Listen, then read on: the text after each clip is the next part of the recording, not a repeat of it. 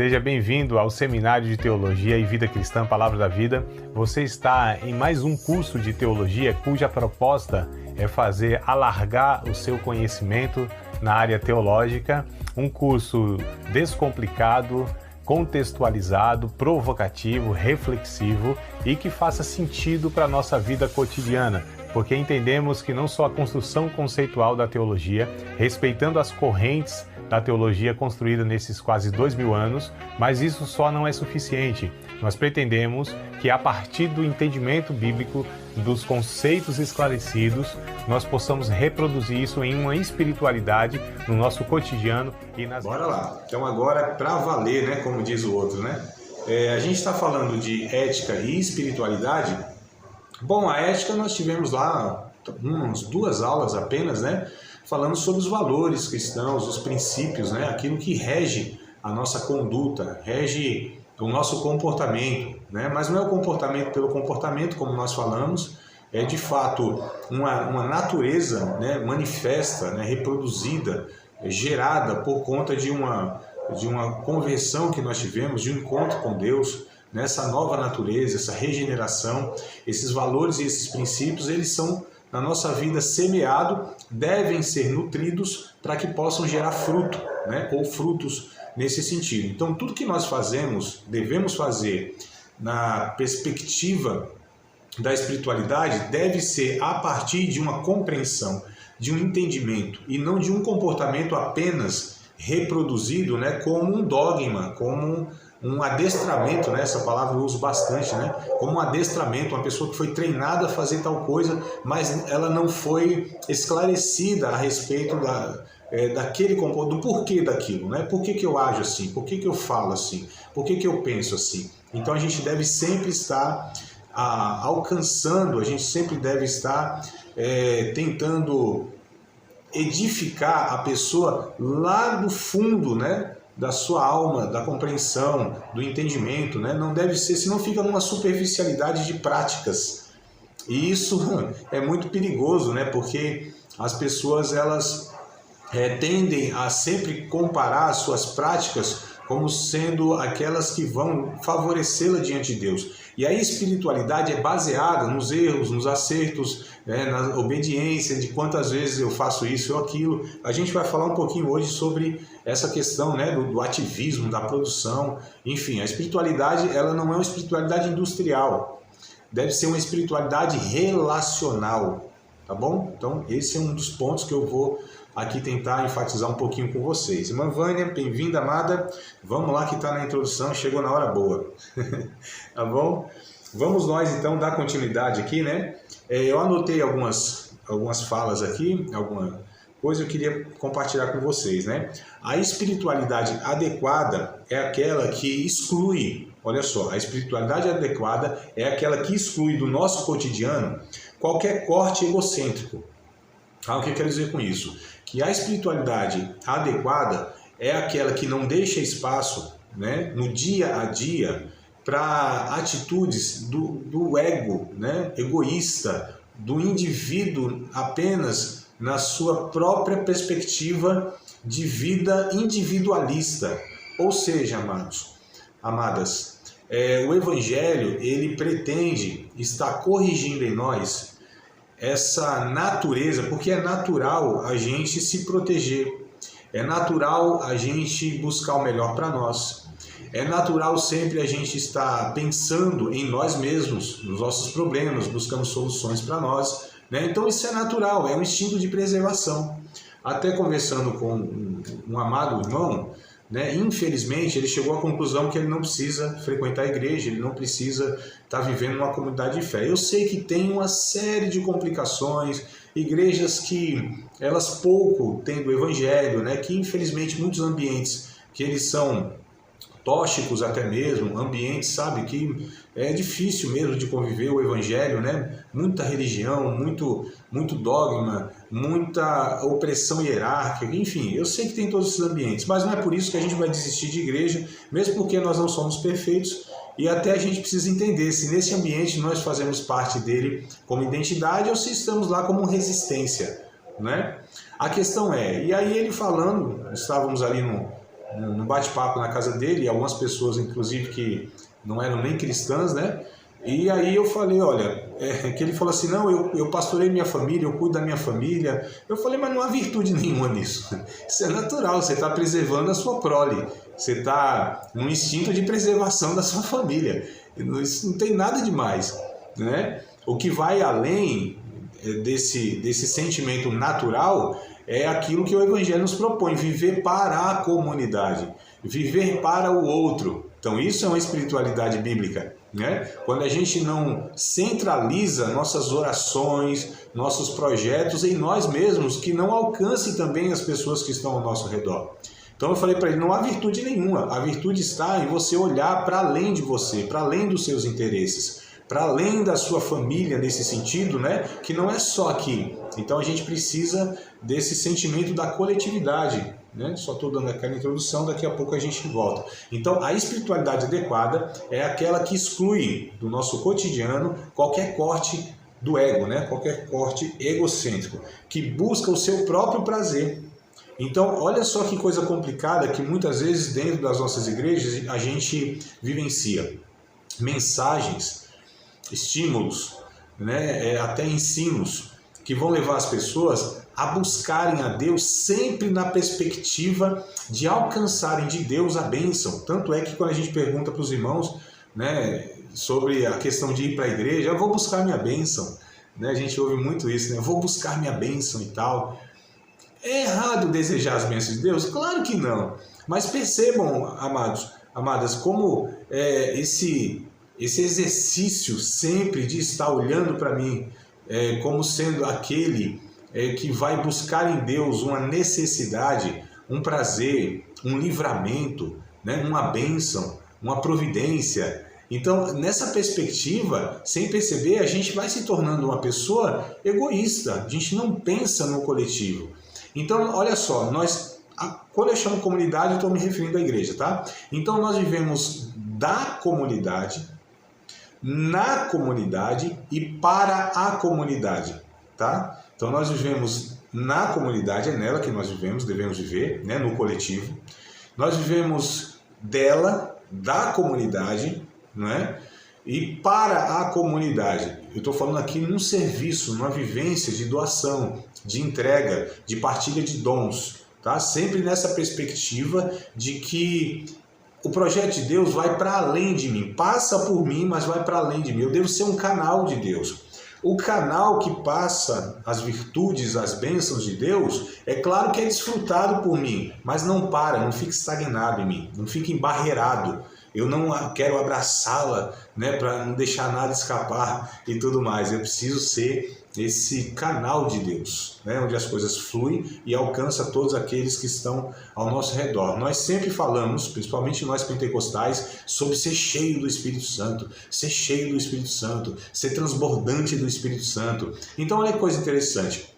A ideia de transbordar é que algo não cabe mais, né? E aí vai para além da borda, é por isso que transborda.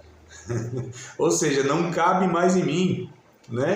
Precisa sair de mim, precisa alcançar os outros, respingar nas outras pessoas. Então, ser cheio do Espírito Santo, o propósito é para que a gente possa estar, inclusive, partilhando isso com os demais que estão à minha volta, né?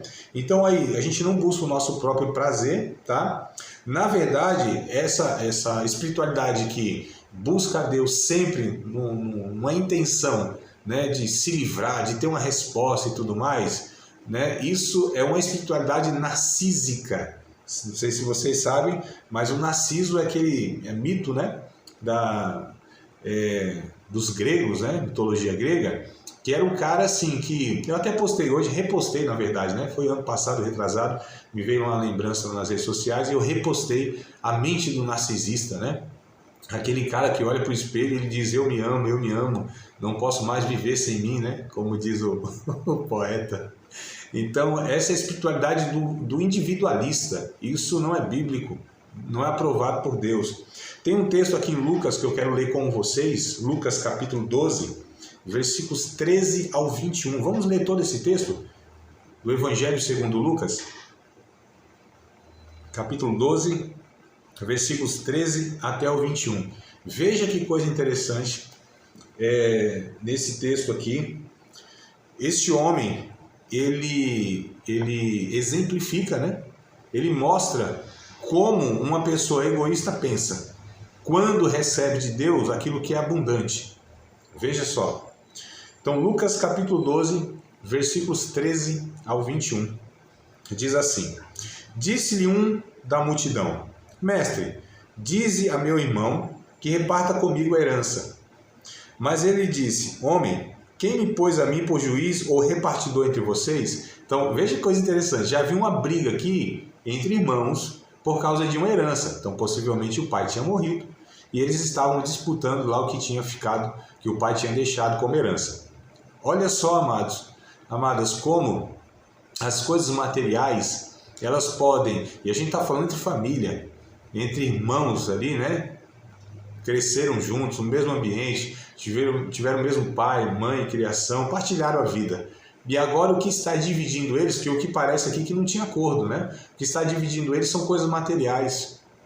Veja só que miséria, né? Não sei até como o tamanho dessa herança, devia ser talvez muito importante, de uma importância muito grande, mas eram miseráveis os dois que estavam nesse litígio, nessa disputa, né? Olha só, individualistas, egoístas, materialistas, pessoas que estavam rompendo um vínculo, né, familiar por causa de uma herança. Veja só. E aí o verso 15 continua. Jesus não dá muita atenção. Jesus ele não entra nesse mérito, tá? E ele diz o seguinte: olha, eu não vim para isso não. Eu não vim para ficar julgando aí o que é de quem, né? A missão de Jesus era outra. Só que ele aproveita a oportunidade para ensinar a eles e consequentemente a nós uma coisa bem interessante. O verso 15 começa aqui a fala de Jesus, né? Já direcionando aqui o ensino. E disse-lhes: acautelai-vos e guardai-vos da avareza. A avareza é um apego excessivo ao dinheiro, às riquezas, ao bem, né? Então ele disse: acautelai-vos e guardai-vos da avareza, porque a vida de qualquer não consiste na abundância do que possui. Então olha Jesus já nos alertando, amados, né? Essa verdade que é tão necessária hoje, mais do que qualquer outro tempo da história humana, porque o capitalismo veio para pautar o homem naquilo que ele consegue como bem material. E muitas vezes em detrimento do outro, em prejuízo do outro, num egoísmo absurdo de às vezes a pessoa juntar tanto dinheiro e ver as pessoas em sua volta que poderiam, em familiares muitas vezes, poderiam ajudar e não fazem, porque isso não tem fim, isso não basta nunca, né? Sempre quer mais, sempre precisa de mais, sempre deseja mais. É esse sanguessuga existencial, né? E aí Jesus disse: a vida de qualquer pessoa não consiste nessas coisas. Veja só. E aí propôs uma parábola dizendo: a herdade de um homem rico. O homem já era rico. Então vamos prestar atenção aqui bem nos termos, para a gente extrair aqui o que Deus quer ministrar em nossos corações. A herdade de um homem rico, produziu com abundância, tinha produzido com abundância, né? Abundância, transbordou, produziu demais. Veja só. E arrazoava entre si o homem, falava consigo mesmo, questionava ele mesmo, dizendo: o que eu vou fazer? Não tenho onde recolher os meus celeiros. A abundância era tanta que ele não tinha espaço para colocar tanta colheita. O celeiro dele ficou pequeno. Vocês imaginam um homem que tem tanto dinheiro que o banco não comporta? Imagina, que problema, né, que esse homem tinha. E aí ele diz o seguinte, e disse: farei isto, derribarei os meus celeiros, edificarei outros maiores, e ali recolherei todas as minhas novidades e os meus bens. Então percebam que aqui sempre farei isso, né? Arrazoável consigo mesmo, sempre no pronome pessoal possessivo. Deixa eu dar um parênteses aqui, amados, amadas. Vamos pensar aqui, vamos fazer um exercício até para a gente fazer uma análise onde nós congregamos, do que nós ouvimos, através das músicas e das mensagens. Qual é a dica que eu vou dar para vocês? Toda letra de música, toda pregação, toda fala, né, usando a Bíblia, que usa muito o pronome pessoal possessivo, tem que ter muito cuidado. O que é o pronome pessoal possessivo? Isso aqui é língua portuguesa, né? Meu, minha, meus, minhas. A gente aprendeu isso na escola lá, quinto ou sexto ano, né? Então, se meu, minha bênção, minha casa, minha vida, parece até programa político, né? Tem umas músicas aí e tal, né? Sua bênção, sua casa, seu projeto, seu ministério. Então, sempre remetendo à posse, a mim, a eu mesmo, né? Essa redução de como se Deus fosse Deus de indivíduos. Deus não é Deus de indivíduos, no sentido que eles são soltos da comunidade, amados. Tá certo? É isso que a gente precisa fazer como um exercício de discernimento, se o que estamos ouvindo e cantando, isso tem apoio bíblico. Então isso a gente precisa ter muito cuidado. Vivi, chegou na hora certinha, a hora da introdução, um pouquinho mais. Mas vamos lá. Só para se situar, Vivi, Lucas capítulo 12, tá? A gente está lendo lá, verso, não sei não, qual que é o verso, deixa eu ver aqui, 13 em diante, estamos no 18. Então, olha que coisa interessante, amadas. Este homem, ele ao invés de falar, bom, eu tenho um celeiro aqui e vai encher o meu celeiro, isso já era muito mais do que suficiente. E o que sobrasse, ele podia fazer o quê? Repartir o que sobrasse. Mas olha só na continuidade no verso 19. E direi a minha alma, olha o pronome pessoal possessivo, né? Minha alma, tens em depósito muitos bens para muitos anos. Descansa, come, bebe e folga. Eu fico aqui pensando, alma, não descansa nesse sentido que ele está colocando, não come, não bebe e não folga no sentido que ele está colocando. Então, o que ele estava juntando, aqueles elementos, não era suficiente, não atingia, não era um alimento para a alma, pode ser para o corpo, é diferente, né? Os bens materiais, eles servem ao corpo nesse sentido. Os bens materiais, eles nutrem o corpo nesse sentido, e eles são importantes. A gente não está falando, e a Bíblia não despreza o bem em si. O que despreza é esse exagero, essa excessividade dos seres humanos colocarem os seus corações nos bens materiais a ponto de se tornarem pessoas mesquinhas, gananciosas, né? Egoístas. Esse é o ponto, amados. Porque não é o dinheiro em si. O dinheiro, ele é uma bênção quando bem administrado, quando bem aplicado, né? Quando bem desfrutado. Quando Paulo diz lá em 1 Timóteo, se não me falha a memória, capítulo de número 6, deixa eu ver aqui, né? Já que eu falei do texto, deixa eu dar certinho a referência aqui. 1 Timóteo 6, não, acho que é até 5, né? Vamos ver aqui, é 6 mesmo. Capítulo 6, verso 10. Tá? 1 Timóteo 6 e 10, quando diz assim, porque o amor ao dinheiro é a raiz de toda espécie de males. E nessa cobiça, alguns se desviam da fé e se transpassam a si mesmo com muitas dores. Eles fazem referência, me parece que até Judas, né? Que transpassou a si mesmo, né? Com muitas dores, enfim. Mas é o amor ao dinheiro, é a excessividade, é o apego exagerado. Não é o dinheiro em si, o dinheiro é uma bênção. Quando ele é usado para a gente dar conforto, segurança à nossa família e ainda ajudar as pessoas que a gente consegue ajudar. Então o dinheiro em si não é bem nem mal, não é ruim nem bom, não é profano nem santo, né? Depende de como ele é recebido e direcionado, usado, administrado. Então a Bíblia, ela não incentiva a miséria, mas não há virtude na miséria. Não ficar contando moedinha no final do mês para pagar uma continha lá que, né? Isso não é sinal de humildade, não. A escassez, ela é ruim demais. A escassez, Deus não deseja escassez, não. A gente vive num mundo injusto, onde às vezes a gente não consegue produzir a contento, né? Onde não tem emprego para todo mundo, enfim, há uma série de situações que a pessoa pode chegar numa escassez do mínimo necessário para a sobrevivência. Mas a questão a gente tem os extremos. E aí tem um provérbio, né? Lá no finalzinho do livro de Provérbios, vamos ver o texto lá? Provérbio. Olha que sabedoria, né? Que esse irmão, que esse varão, ele chega, ele, né? Não é regra, a gente não está falando que aqui é uma regra, se torna uma doutrina, né? Os textos de Provérbios, eles são muito, não são promessas. Os textos de Provérbios, Maíra chegou na hora certa, de ler Bíblia. Na hora de ler Bíblia você chegou. Então vamos lá em Provérbios, capítulo 30, tá? Provérbios 30. Olha só, amadas, né? Agora a maioria do ciclo de oração aqui. Só tá o varão lá no oculto, no escondido, mas tá acompanhando. Mas aqui foi em peso, né? Então o ciclo de oração chegou em peso.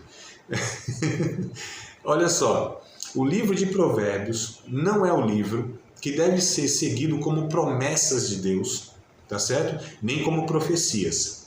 O livro de Provérbios, né, já diz, são provérbios, são máximas, são verdades que elas são colocadas numa generalidade onde há probabilidade de acontecer ou não.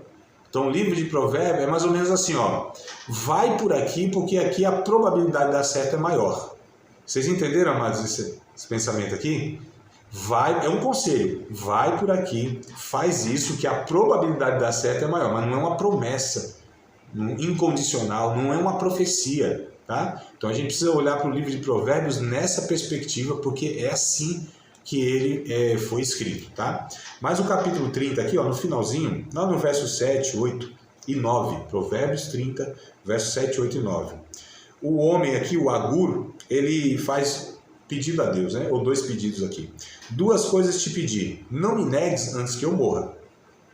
Afasta de mim a vaidade, né? E vaidade é bem interessante que o Salomão usa aqui, porque ele usa muito em Eclesiastes, né? Vaidade é aquilo que é vão mesmo, é oco, sabe? É vapor, é nuvem, coisa que a gente não consegue segurar, é muito passageiro. Isso é vaidade. Não entenda outra coisa, né? Que infelizmente muitos irmãos entendem vaidade como qualquer tentativa de se cuidar. Aí é relaxo mesmo, né? A gente precisa ter um equilíbrio nas coisas, né? É interessante que a respeito da vaidade, a Bíblia diz para a nossa alma não se apegar à vaidade, mas o Salomão diz vaidade, tudo é vaidade, né? Então as irmãs aí, ó, estão arrumadas, isso é uma vaidade. Eu estou aqui com a barbinha mais ou menos feita, isso é uma vaidade, né? Eu estou aqui com uma calça combinando com a camisa, mais ou menos, mas é uma vaidade. Então o que é vaidade? Tudo aquilo que não é essencial para a vida, mas não é errado em si. O problema é se apegar excessivamente à vaidade. Vocês estão percebendo que a espiritualidade ela sempre vai estar propondo um equilíbrio, uma dosagem equilibrada? Esse talvez seja o critério que a gente tem que seguir se a gente está exercendo a espiritualidade. Nem para mais e nem para menos. Nem os extremos. É o equilíbrio da vida, né? Uma espiritualidade sadia é o equilíbrio. Não é aquele irmão, aquela irmã que acha que tem que ficar sempre no topo, assim, ó, sempre pingando fogo, sempre transbordando azeite, sempre na oração, no jejum, leitura bíblia, evangelizando. Cuidado, né? Essa intensidade assim não existe na vida de ninguém. Mas também lá para baixo, né? Também uma pessoa que despreza um monte de recursos espirituais. Então é o equilíbrio dessas coisas. E a gente oscila de fato, nós somos oscilantes, alguns até vacilantes, mas estou falando da oscilação, é a vida humana. A vida humana ela é instável por natureza, amados. Ninguém nessa vida, nessa existência, teve uma espiritualidade assim, ó. Olha a minha mãozinha aqui, ó, desse jeito assim, ó, tá vendo? Ó, linear, do começo ao fim. Ninguém teve uma espiritualidade tão equilibrada nesse sentido, que não fizesse isso aqui, ó, tá vendo? Ó, isso aqui. Sabe o que é isso aqui, amado? São as batidas do coração. Se o coração ele começar a bater e na linhazinha ficar assim, ó, tá afinado, morreu. Né? É preciso o coração dar uns picos assim, ó, para cima, para baixo, ó. Né? Então é isso aqui, ó. A vida espiritual ela é assim. A nossa vida emocional, né, Vivi? Tu sabe aí mais de nós aqui que tem se empenhado nessa ciência. A vida emocional ela tem picos, né? Os hormônios, enfim, as emoções, o corpo, o espírito ou a espiritualidade. A nossa vida é assim, amados. É gangorra, né? É montanha-russa. para alguns, inclusive, né, até com frio na barriga e tudo mais. Tá certo? Às vezes sobe devagarzinho, dá uma declinada, dificilmente pega uma reta, pega a curva e não tem nada assim não. Então a gente precisa entender esse equilíbrio que esse cara aqui, ele pede a Deus, ó. Então, afasta de mim a vaidade, a palavra é mentirosa, não me des a pobreza, nem a riqueza. Veja só, nem a pobreza, nem a riqueza. Isso aqui é equilíbrio. Agora, antes ele pede, não me deixe ser entregue à vaidade e não me deixe ter uma palavra de mentira ou palavras mentirosas. Percebam que a espiritualidade está muito mais ligada a virtudes do que a práticas em si que a gente chama de espiritualidade. São virtudes, não é? Aí ele diz assim, mantém-me do pão da minha porção acostumada, para que porventura de farto te não negues e diga, quem é o Senhor? Né? A riqueza muitas vezes tem esse poder de tirar do homem a percepção da sua dependência de Deus, amado. É só a gente lembrar nos tempos de dificuldade, grandes lutas, escassez, como a gente era mais quebrantado, como a gente tende a ser mais quebrantado, depender de Deus, esperar em Deus, entender que a gente não tem recurso, que só Deus pode me socorrer mesmo, e não confia mais em ninguém, nem em nada, espera só em Deus, né? Então, na escassez, a nossa dependência, ela é explícita, ela fica nua, né? Então, a gente não tem mesmo recurso nenhum. Quando Jesus, lá em Mateus capítulo 5, deve ser verso 4, alguma coisa assim, diz, bem-aventurados os pobres de espírito, porque deles é o reino de Deus. Voltando, pobreza aqui não é econômica. Jesus não está se referindo à escassez das coisas. Pobre de espírito é aquele que tem a consciência, o entendimento, que não tem condição nenhuma de bancar a sua existência, de bancar a sua vida. Ele não tem recurso para lhe dar saúde. Ele não tem recurso para lhe dar estabilidade espiritual ou emocional, amados. Tá certo? Jesus vai falar, vocês não conseguem nem alterar a melanina da cabeça de vocês. Olha a minha aqui, ficando tudo branco, ó, barba, tudo, tá, o negócio está tremendo. Cada vez mais a melanina está indo embora. Não sei para onde está indo, mas está indo embora. A gente não tem condição. Olha a estatura, Jesus disse, vocês não têm condição de aumentar um côvadozinho da estatura de vocês. Né? A gente não altera, amados, aquilo que é essencial na vida. A gente não consegue, não tem esse poder.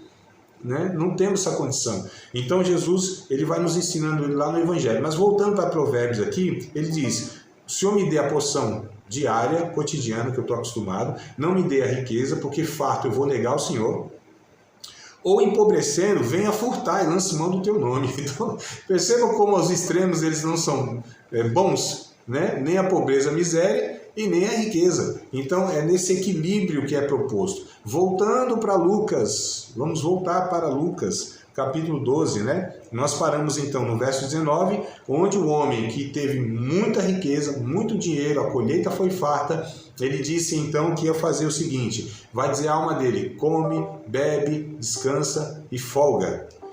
Ao verso 20, que coisa interessante. Mas Deus lhe disse, louco, olha como Deus enxerga essas pessoas. Louco, esta noite te perderão a tua alma. E o que tens preparado, para quem será? Fez uma pergunta aqui, né? Assim é aquele que para si ajunta tesouros e não é rico para com Deus. Veja que coisa interessante, que esse homem, ele perdeu aqui, na verdade, o senso comunitário, amados. Como eu falei, o que ele deveria fazer na ótica de Deus? Já que ele teve muito mais do que o suficiente, mas muito mais mesmo. A colheita com certeza daria para o ano todo, e muito mais, e viveria com muita fartura. Aquilo que transbordou, aquilo que não cabia no celeiro, ele não deveria pensar, tem que construir um celeiro maior. Isso aqui então eu vou distribuir para aqueles que estão em minha volta, que não têm o mínimo necessário. Se Deus me deu tanta abundância, tanta prosperidade, não é possível que seja somente para mim. Não é possível, eu achei bem interessante um dia, eu tive um pastor, ele foi nos Estados Unidos, não, Israel, se não me falha a memória, foi Israel. Estava em Israel com alguns outros pastores, e assim, né, amados, a gente tem recurso pouco, se vai viajar para algum lugar, opa, vamos economizar aqui, economizar ali, economizar aqui, né? E esse pastor, ele encontrou, é um grupo de pastores que estavam, na verdade, né? Encontrou algum guia, alguma coisa assim, e ofereceu para eles dar um serviço.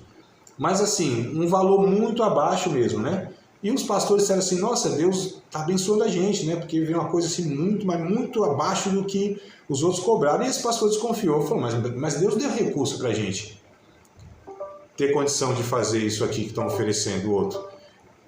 Deus deu recurso, se a gente não tivesse recurso era uma coisa, eu até entendia como providência de Deus, mas se Deus nos deu recurso, então calma aí, isso aqui é para a gente desconfiar.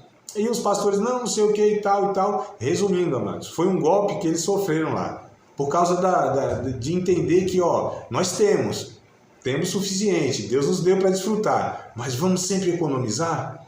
Então não entender, né, o momento onde Deus nos traz uma colheita, nos traz um recurso. Então a gente precisa pensar sempre na espiritualidade contemplando o coletivo. A gente está vivendo uma geração tão complicada no sentido do egoísmo, né? Onde a gente vai perdendo esse senso de comunidade, de coletividade, né? Esse senso mesmo de corpo, de família, sabe? A gente tinha isso mais forte em gerações passadas, porque se tinha menos recurso, em todos os sentidos que a gente pode imaginar, seja alimentação, recurso científico, médico, enfim, tecnologia nem se fala, né? Então a gente dependia muito uns dos outros, né? Hoje as pessoas, elas, se duvidar, não saem de casa para nada, e mesmo assim, olha que coisa interessante, a pandemia, essa pandemia, se nós conseguirmos tirar a lição que ela pode nos dar, nós seríamos uma humanidade melhor. E uma das lições é que ninguém é autossuficiente, né? Então, por exemplo, muitos não poderiam sair de casa e muitos tiveram que sair de casa, arriscando a sua própria vida para servir aqueles que estavam na sua casa, que não podiam sair. Então, olha só como ninguém é autossuficiente, né? Mas, enfim, então a gente precisa entender aqui nessa parábola que esse homem perdeu o senso, tá? Comunitário, né? A espiritualidade praticada, eu gostaria muito que vocês prestassem atenção nesse ponto aqui, ó. Esse ponto para mim é fundamental. A espiritualidade praticada na vida moderna é centrada no ativismo. Prestem atenção, anotem, guardem isso na memória. A espiritualidade praticada aqui na vida moderna, ela é centrada no ativismo, tá? A ponto de não termos tempo para Deus. Veja que contradição. Essa espiritualidade que é tão centrada no ativismo, nas atividades, no fazer, que não sobra tempo para Deus. É fazendo tanto a obra de Deus que a gente não tem tempo mais para o próprio Deus no relacionamento, que é uma contradição absurda. Nós não damos valor à solitude. Eu não estou falando da solidão, eu estou falando de nós termos tempo de reflexão. Tempo onde a gente, sabe, tem um olhar introspectivo, onde a gente faz o balanço de nós mesmos. Isso é fundamental. Por exemplo, na ceia, celebração da ceia, o Paulo disse, examine-se, pois, o homem a si mesmo. Agora a gente pensa o seguinte, é só na ceia que a gente precisa se examinar a nós mesmos? É só uma vez por mês, como a gente faz? Ainda os irmãos lá eram uma vez na semana, né? Mais ou menos. Tem igreja que é uma vez no ano. Mas será que é só de mês em mês que a gente precisa estar fazendo essa autoanálise? Não, amados. Né? A solitude, o olhar para dentro, né? Onde você faz o balanço da sua vida. Eu acho que isso deveria ser feito a cada 24 horas. No mínimo, cada 24 horas. Chegar no final do dia, dar assim uma analisada, olhar para dentro de si, o que fez, o que pensou, como que foi, o que aconteceu nos processos, por que chegou no final daquele dia daquela forma, o que está acontecendo que no próximo dia eu preciso estar melhorando isso, né? Aí a gente vai cair no automático, a gente vai vivendo assim como vivem mais ou menos os animais que não pensam para viver, vai no instinto, né? Vai na ladeira abaixo, isso é muito ruim. Então assim, a gente não escuta mais Deus, porque para escutar Deus tem que ter silêncio na alma. É difícil escutar Deus no agito, é difícil escutar Deus, ouvir a voz, discernir a voz de Deus, onde muitas vozes estão falando, amados. É muito difícil, E para isso nós precisamos de tempo de solitude, de reflexão, de calmaria, né? É bem interessante que quando Deus foi falar lá com Elias na caverna, não foi no trovão, não foi lá no fogo, no terremoto, na ventania, enfim, naquelas ações poderosas, abruptas. Não, foi no silêncio. A Bíblia diz que veio assim uma brisa, um cicilo, sabe? Suave, dizendo: que fazes aí, Elias? Então ele estava procurando Deus. No terremoto Deus não estava, no fogo Deus não estava, na ventania Deus não estava, mas na voz mansa, suave, tranquila, né? Naquela brisa suave. Então Deus fala com Elias. É bem interessante a gente pensar nessa questão, então, do autoexame, da solitude e de escutar Deus. Então a espiritualidade, amados, não pode ser nesse ativismo, nessa loucura, a gente fazendo ano após ano, vamos escutar Deus, né? E para isso é preciso uma espiritualidade que seja sadia. Infelizmente, né, pessoas do nosso tempo, veja só, se parecem mais com o estouro de uma boiada, né? Estouro de uma boiada, do que com o rebanho de Deus junto aos pastos verdejantes e às águas tranquilas. Olha a comparação, mano. O povo de Deus hoje parece mais, se comparado ao estouro de uma boiada, barulho, correria, né? Aquela multidão rompendo em fé, rompendo até com a fé, né? Rompendo as porteiras, derrubando tudo, né? Aquela avalanche de pessoas, de evento, e tudo mais. Então se parece muito mais com o estouro de uma boiada do que com esse rebanho, que é levado a esses pastos verdejantes e às águas tranquilas. O descanso é algo mal visto no nosso tempo, amados. A não produtividade no campo da espiritualidade é visto com maus olhos, né? Porque você é medido pela espiritualidade na intensidade que você faz, que você realiza. Quantas vezes você faz aquilo no dia, na semana, quantas almas você está ganhando, quantas horas você está orando, quantas vezes você leu a Bíblia, quantos cursos você já foi, quantos eventos, você não pode perder nada, né? Então, essa loucura a gente vai não absorvendo, porque assim não tem jeito. É necessário a gente absorver pela reflexão, pela ponderação, exige-se tempo. O tempo ele é determinante para a gente entender os processos da vida, para a gente comparar e tomar decisões. As decisões para nós são exigidas a todo momento, toda hora, o tempo todo, amados. Quem aguenta um negócio desse? Que cabeça é essa que comporta e tem respostas para tudo o tempo todo? As redes sociais têm contribuído para nos prejudicar nisso, porque parece que a gente tem que saber de tudo o tempo todo, tem que ter a resposta pronta, né? Então, aposta alguma coisa, você tem que comentar, você tem que falar, você tem que se posicionar. Não, amados, não é assim não. A gente precisa refletir e a gente não é obrigado a ter resposta para tudo, saber de tudo. Ninguém é filósofo aqui não.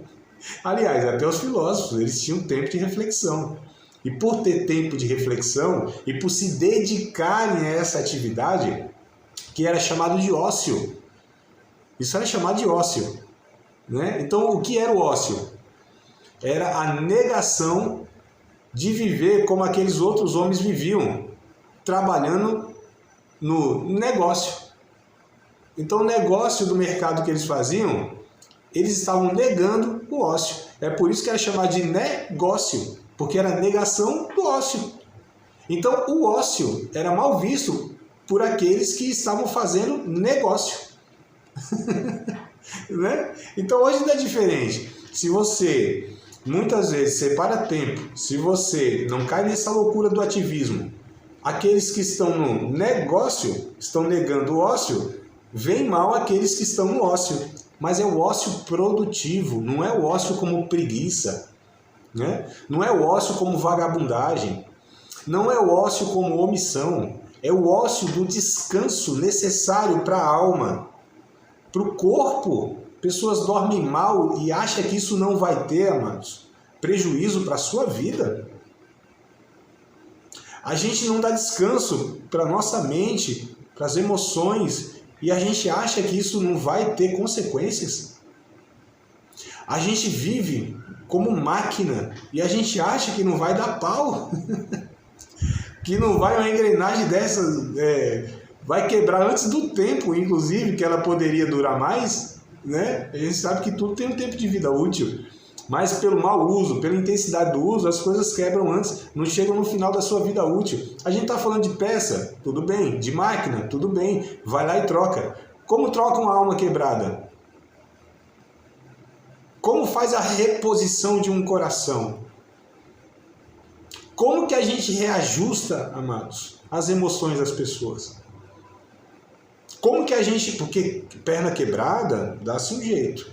Agora, a alma quebrada, mente desajustada, espírito mal nutrido, porque não comeu, não teve tempo para comer, para digerir, para absorver os nutrientes, eu estou falando aqui simbolicamente, mas da espiritualidade, para reflexão. A Bíblia diz: bem-aventurado é aquele que não anda segundo o conselho dos ímpios, não se detém à roda dos escarnecedores, não se detém no caminho dos pecadores, antes tem o seu prazer no Senhor e nela reflete, medita, de dia e de noite. Porque será como árvores plantadas junto a ribeiros de água, a qual na estação própria dá o seu fruto, suas folhas nunca caem, e tudo quanto fizer prosperará. Perceba os passos antes de uma prosperidade. Não é o que fica, doido, correndo atrás. Porque o Eclesiastes vai dizer: correndo atrás do quê, meu filho? Correndo atrás do vento, não pega nunca. Isso é vaidade, ele vai dizer. Isso é uma vida inútil. Mas inútil no sentido da utilidade da vida, não da utilidade que eu vou abordar daqui a pouco. Porque quando a gente percebe essa espiritualidade da utilidade, da produção, então a gente está fazendo o quê? Olha, se você produz, você é espiritual. E se não produz, você não... Assim, não é muito interessante para nós, não. Porque o que é interessante para nós? Gente que não dá trabalho, gente sadia, gente que contribui, que coopera, que está pregando, que está fazendo as coisas, que está ajudando. Agora, gente que não tem essas características e precisa ser cuidada, nossa, aí pessoas que sempre estão ali, que tem que ser carregada, aí a gente não, parece que a gente não gosta, porque a gente quer ver o resultado, e quer ver o resultado rápido das pessoas trabalhando, e a gente tem contratado trabalhadores para a seara, trabalhadores para a seara, mas não é isso que Jesus disse. Ele disse: chame obreiros para a seara, aqueles que realizam a obra. E qual é a obra? Que obra é essa que a gente está fazendo? É de uma empreitada industrial que a gente tem absorvido? Que espiritualidade é essa que a gente está desenvolvendo na vida das pessoas? Onde nessa espiritualidade, no exercício da espiritualidade, elas se perdem. Elas mesmas, em detrimento delas, elas fazem coisas. E não se relacionam com pessoas. A gente precisa rever todo esse conceito de espiritualidade nossa, porque eu acredito que alguma coisa está errada nesse processo. A espiritualidade centrada no homem, é aquela onde o homem decide tudo, determina tudo, decreta tudo, e pobre é Deus que tem que obedecer. Então, olha só, as pessoas vão fazendo, porque tudo tem um resultado, As pessoas vão fazendo e elas vão entendendo que porque elas estão fazendo, elas devem receber salário, Devem receber de Deus o retorno. E aí elas começam a entrar na loucura de que, Senhor, eu nunca deixei de fazer isso. Eu sempre fiz isso na tua obra, olha o que me aconteceu. Porque quando vem as crises, as dificuldades, a espiritualidade enferma, ela cobra de Deus uma coisa que ela fez. E Deus nem reconheceu um monte de coisa que ela fez, porque ela fez no entendimento de uma relação relacional, e sim no entendimento de trabalhar porque havia uma recompensa. E quando a recompensa não vem, ou vem da forma que ela não esperava, na proporção que ela esperava, ela se sente então injustiçada de alguma maneira. Então isso é uma espiritualidade centrada no homem. Isso é muito perigoso. Olha só que coisa interessante. A independência de Deus. Gênesis capítulo 3, verso 5. Eu quero ler com vocês. Gênesis capítulo 3, versículo de número 5. Esse texto aqui, esse pequenino texto, esse versículo, do verso 5 do capítulo 3, diz o seguinte: porque Deus sabe que no dia em que dele comerdes, se abrirão os vossos olhos e sereis como Deus, sabendo o bem e o mal. Quem falou isso? Satanás. Então Satanás disse assim: olha, vocês podem fazer porque vocês vão ser. Deus fez o contrário, disse o contrário, lá atrás. Satanás disse: vocês têm que fazer, vocês têm que... Outra palavrinha aqui, chavezinha, lembra que eu falei para vocês identificar se uma música, se uma pregação, ela é egocêntrica, ela é antropocêntrica, né? Que é o meu, minha, meus, minhas. Aqui tem outra palavrinha, você tem que. Você tem que. Você tem que fazer. Você tem que comer. Quando você fizer, você vai ser. Mas Deus disse: não, vocês já são. Não precisa fazer nada. Foi eu que fiz. E eu fiz vocês, inclusive, para serem, segundo a minha imagem, conforme a minha semelhança. Então vocês não precisam fazer para ser. Eu os fiz ser. Então é Deus, amados. Ó, que coisa interessante. A gente muitas vezes cai nesse erro, nessa esparrela de achar que nós vamos ser quando nós fizermos. E não tem nada que a gente faça, que faça Deus fazer que nós possamos ser. Porque o ser não depende do homem, depende de Deus. Porque Deus disse: eu sou. E só o eu sou pode fazer com que o outro seja. Nada do que eu possa fazer vai fazer o que eu seja aquilo que Deus já fez em mim, que eu fosse filho de Deus, por exemplo. Então, a fé não é algo que eu faço, tenho fé e alcanço a graça. Não é isso. Faço, alcanço a fé e alcanço a graça. Não, a graça já me alcançou. A fé me foi dada. Portanto, o fazer é derivado da fé pela graça. Olha só os passos, é invertido, amados. E a gente precisa tomar muito cuidado com essa questão aqui de você precisa fazer, você tem que fazer. E aí Deus vai, não, Deus já fez, já me abençoou, né? Já realizou em mim a sua obra, eu desfruto isso. E o fazer posso até fazer, mas como um descanso em Deus. Deixa eu deixar uma música para vocês. Ó, momento da música. Agora é bom, agora vai ficar bom. Quando a gente começa a falar de música, né? No final a gente canta e fica tudo certo, né? Mas não vou nem cantar, é só o pedacinho da música e vocês já sabem qual é, uma bem antiga, que diz o seguinte: meu, somente meu, é todo o trabalho, e o teu trabalho é descansar em mim. Lembram dessa música? Os irmãos, as irmãs aí que de repente tem uma estradinha maior, né, no Evangelho? Meu, somente meu, é todo o trabalho, e o teu trabalho é descansar em mim. Veja que coisa linda, já citei aqui outras vezes essa música e não me canso de falar dela, né? Porque eu estou descansado em Deus. Então, alma cansada, descansa em Deus. Não como a parábola do Lucas capítulo 12, né? Descansando nas coisas que conquistou. E sim, o descanso está em Deus. E a gente às vezes vai fazendo. Amados, é Deus que faz, é Deus que opera, é Deus que prospera, é Deus que frutifica, é Deus que salva, é Deus que liberta. É Deus que realiza em nós, tanto querer quanto efetuar. É Deus. A gente precisa parar de pensar e de tentar fazer aquilo que não é da nossa alçada. Porque se Deus não guardar a casa, em vão vigia a sentinela. Eu posso me matar, comer o pão de dores, dormir pouco, mas é Deus que me dá o pão do descanso, da renovação, amados. Então essa espiritualidade que descansa em Deus, né? E olha só, esse antropocentrismo da fé fez com que o homem pós-moderno fosse menos ideológico e mais pragmático e utilitarista. Veja que coisa interessante. Essa fé moderna fez com que o homem ele deixasse de lado a ideologia, sabe? A convicção, a palavra de Deus, os ensinos e fosse mais pragmático, ou seja, o que é o pragmatismo?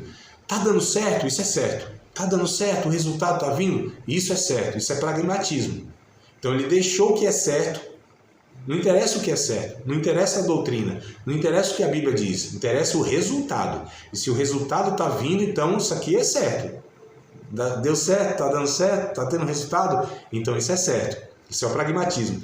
E o utilitarismo, olha essa fé centrada no homem. Utilitarismo, você é útil, você me serve. Você é útil, eu quero perto de mim. Você é útil, vai para o ministério. Você é útil, o que é útil? Aquele que contribui para o resultado que ele espera. Então, assim, não importa muito quem é a pessoa em si, é o que ela faz. Porque o que ela faz é levado em conta. Ah, mas fulano faz, contribui, dá dízimo, não sei o que, está junto aqui e tudo mais, né? Se é para manutenção desse império religioso, então essa pessoa é útil. E quando não é mais útil, mas espirra, é descartado, não é ser humano, não é uma alma a ser cuidada. Isso é utilitarismo. Essa espiritualidade é enferma, é antropocêntrica, é falsa espiritualidade. Participar de mais uma aula de um dos nossos cursos do Seminário de Teologia, Vida Cristã, Palavra da Vida. Espero que tenha te abençoado, não só alargado o seu conhecimento teológico, mas que tenha também atingido o teu coração para que você possa, a cada dia mais, reproduzir a vida de Deus nas suas relações cotidianas. Se você ainda não é aluno oficial de um dos nossos cursos, se inscreva aqui no contato que vai aparecer do WhatsApp. Também nos siga nas redes sociais, se inscreva no nosso canal, compartilhe à vontade e Deus